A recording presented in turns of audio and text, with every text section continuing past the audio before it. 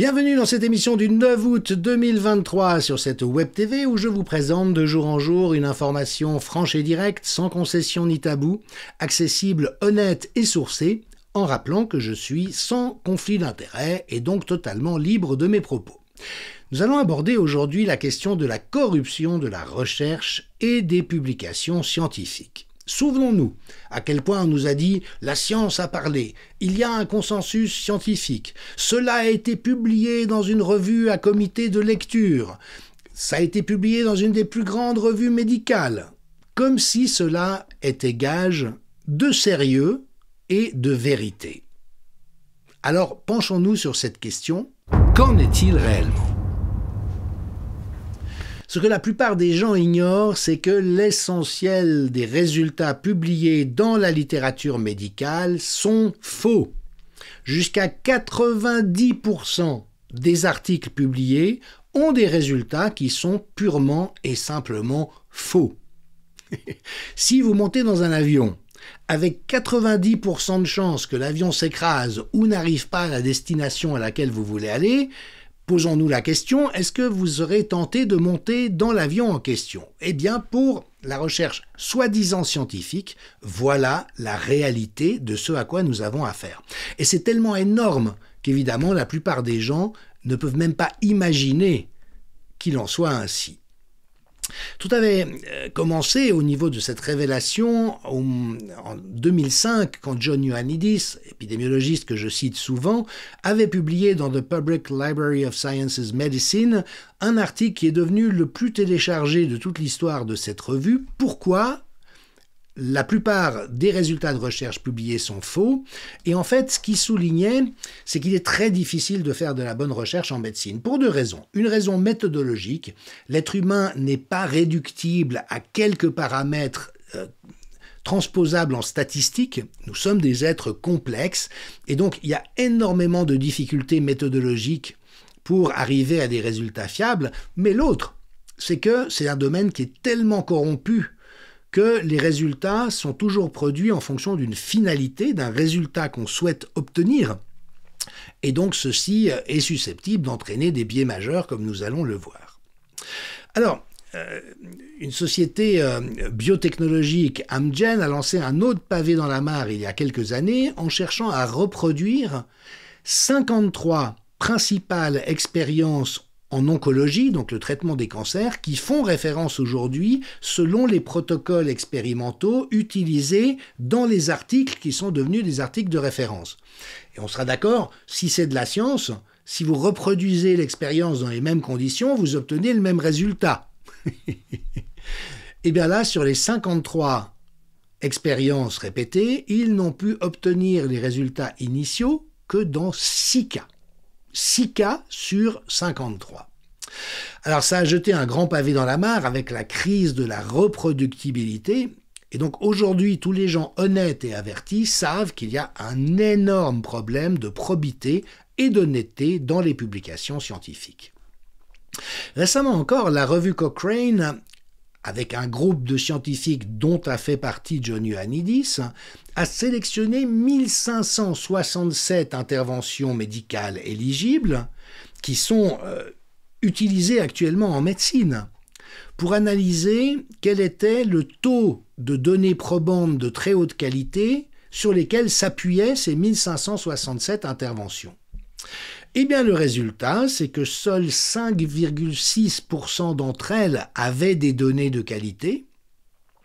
Des effets néfastes ont été identifiés dans 36% d'entre elles. Et puis, les preuves statistiquement significatives n'existaient en tout que dans 8% des cas. C'est-à-dire que dans plus de 9 interventions de santé sur 10 étudiées dans le cadre de cette étude, ce qui était présenté n'était pas soutenu par une science digne de ce nom. Et ça, c'est ce qui est employé dans les hôpitaux et en médecine privée. C'est dire la gravité du problème et l'aberration de prétendre que la médecine est une science. Déjà, elle ne l'est pas pour des raisons épistémologiques, mais en plus, quand on analyse les données sur lesquelles elle s'appuie, eh bien, on voit que, voilà, dans 9 cas sur 10, ça n'a pas de validité digne de ce que la science est capable d'établir. Alors évidemment, le problème en amont, sans doute, il se situe ailleurs. Et j'ai cité The New England Journal of Medicine, c'est la revue dans laquelle les essais Pfizer ont été publiés. Nous avons montré à quel point ils ont été bidouillés. Mais là encore, le problème n'est pas nouveau. Deux anciens rédacteurs en chef de cette revue, le Dr Arnold Relman en 2002, avaient exprimé, en ce qui concerne ce monsieur, la profession médicale est achetée par l'industrie pharmaceutique, non seulement en termes de pratique de la médecine, mais aussi en termes d'enseignement et de recherche. Les institutions académiques de ce pays se permettent d'être des agents rémunérés de l'industrie pharmaceutique. Je pense que c'est honteux. Et Marcia Angel, en 2009, rédactrice en chef sortante du New England, a dit « Il n'est tout simplement plus possible de croire une grande partie des recherches cliniques qui sont publiées, ni de se fier au jugement de médecins de confiance ou à des directives médicales faisant autorité. » Ajoutant « Je ne prends aucun plaisir à cette conclusion à laquelle je suis parvenu lentement et à contre-cœur au cours de mes 2 décennies de travail de rédactrice en chef. » Ce qui est publié est grandement frauduleux. Asim Malhotra, cardiologue que j'ai déjà cité, nous disposons d'une multitude de preuves de la fraude commise par l'industrie pharmaceutique au fil des ans. Le vrai scandale est que les médecins et les revues médicales sont de connivence avec l'industrie pour obtenir des gains financiers et que le régulateur ne parvient pas à empêcher les comportements de cette nature. Une autre truanderie qui a été utilisée a été le fait de en venir à ne considérer que l'evidence-based medicine comme méthodologie valable. Alors de quoi s'agit-il?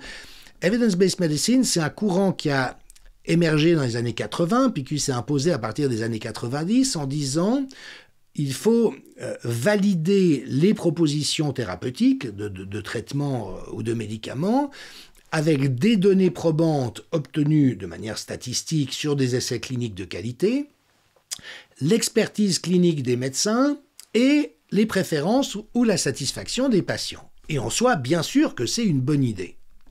Et le standard le plus élevé de cette démarche, c'est ce qu'on appelle les effets randomisés en double aveugle, c'est-à-dire qu'on prend 2 cohortes. C'est aveugle parce que ni les gens qui reçoivent les traitements, ni ceux qui les donnent ne savent qui reçoivent un placebo ou qui reçoit un médicament ou un traitement, et puis on fait des comptes au bout du compte. Et cette démarche, qui évidemment est très valide, notamment sur certains sujets de recherche, moins sur d'autres, on est venu à disqualifier les autres méthodologies, alors même qu'elles sont souvent de même qualité ou plus pertinentes sur certains objets. Donc, la revue Cochrane, qui pendant longtemps a été la meilleure ressource quant à la validité de la science, en 2014 a publié une recherche comparative entre les résultats des essais randomisés et des études observationnelles, comme par exemple celle que le professeur Raoult a fait à Marseille, et en disant « Nos résultats apportent peu de preuves indiquant des différences significatives au niveau de l'estimation de l'effet entre les études observationnelles et les essais randomisés en double aveugle. » Et on se souvient tous du procès qui a été fait à Didier Raoult, il fait de la science comme au XIXe siècle, il est complètement dépassé. Bon, il faut savoir que la Haute Autorité de Santé elle-même lui a donné raison après 3 ans de harcèlement et de tracasserie. Et ce qu'on sait de surcroît, c'est que tous les essais cliniques, même randomisés en double aveugle, financés par l'industrie, produisent des taux de biais extraordinairement élevés. Tous les conflits d'intérêts de toutes sortes débouchent sur des résultats qui sont biaisés. Et Alexander Krauss, qui est professeur à la London School of Economics, lui a pris les 10 essais randomisés en double aveugle les plus souvent mentionnés dans la littérature scientifique, donc vraiment les études auxquelles tout le monde se réfère tellement elles paraissent incontestables, pour voir si jamais elles sont solides et tiennent la route. Et au contraire, il a découvert qu'elles étaient perclus de biais et de trucages intentionnels ou non divers. Et donc même ce que les méthodologistes considèrent comme étant le plus fiable, en réalité ne l'est pas. Et donc l'evidence-based medicine n'a absolument pas tenu ses promesses, ni en ce qui concerne le bien-être et la sécurité et l'intérêt des patients, ni en ce qui concerne la probité de la recherche. Il faut mentionner encore que un groupe de scientifiques facétieux ont publié de manière anonyme dans le syndicat des scientifiques préoccupés un petit manuel de la désinformation sur toutes les manières dont l'industrie pharmaceutique truque les essais cliniques publiés ensuite par les revues médicales comme quelque chose de sérieux. Vous voyez, passons-les rapidement en revue. Le faux, produire une science frauduleuse et essayer de le faire passer pour la recherche légitime. On l'a beaucoup vu avec l'hydroxychloroquine et l'ivermectine, des fausses études concluant à l'absence d'effet alors que juste les designs de recherche étaient frauduleux. Le harcèlement des scientifiques qui s'expriment sur des résultats ou des points de vue qui dérangent l'industrie. La diversion, c'est créer de l'incertitude là où il n'y en a pas. Par exemple, l'ivermectine et l'hydroxychloroquine sont deux des remèdes les plus sûrs de toute la pharmacopée. On s'est mis à raconter que ça pouvait poser beaucoup de problèmes, avoir des effets indésirables graves, faire mourir des gens, ce qui était totalement faux, mais a fait diversion. L'écran, c'est acheter de la crédibilité par le biais d'alliances avec le monde universitaire ou les sociétés professionnelles, beaucoup les sociétés médicales. Et puis la fixation, c'est la manipulation des autorités pour influencer la pratique sanitaire. Alors de nouveau, tout ça est un constat posé de longue date, aucun correctif sérieux n'est jamais apporté. Alors je me tourne de nouveau vers Richard Smith, ancien rédacteur en chef du British Medical Journal, qui a une parole très libre par rapport à ça. En 2005, à la même époque où Ioannidis montrait que l'essentiel de ce qui était publié était faux, Richard Smith soulignait « les revues médicales ne sont qu'une extension du bras marketing des compagnies pharmaceutiques avec toutes sortes de trucages à disposition, que le grand problème, c'est qu'aujourd'hui la science concerne des carrières plus que la vérité, et si vous voulez faire carrière dans le monde hospitalo-universitaire, dans la publication, dans la recherche, dans les sociétés médicales, dans les agences de santé, à l'OMS, vous devez participer à cette falsification générique. Sinon, vous n'avez aucune chance d'obtenir une position intéressante. Je donnerai pour terminer la parole à Peter Gotche, grand observateur de ces réalités, où il dit que vraiment à quel point aujourd'hui ça a été publié dans une revue évaluée par les pairs, ça ne veut plus rien dire. Il dit ceci est sans importance, juger la science par ses mérites et c'est tout. L'examen par les pairs est souvent utilisé aujourd'hui pour empêcher la publication de conclusions indésirables pour Big Pharma dans des revues soi-disant importantes. Alors, une critique qu'on m'adresse souvent est celle de dire « oui, vous critiquez la science ». Non, je critique la falsification de la science, c'est pas tout à fait pareil, mais en même temps, vous vous référez à des articles publiés dans les revues scientifiques. Ben oui. Si 80% de ce qui est publié, ou 90% est faux, ça laisse quand même 10 ou 20% d'articles de qualité. Vous voyez? C'est comme aujourd'hui, si vous allez faire vos courses dans un supermarché ou un hypermarché, 80% de ce que vous trouvez est de la malbouffe. Processé industriellement, plein de pesticides et d'additifs directs, mais il reste 20% de nourriture de qualité.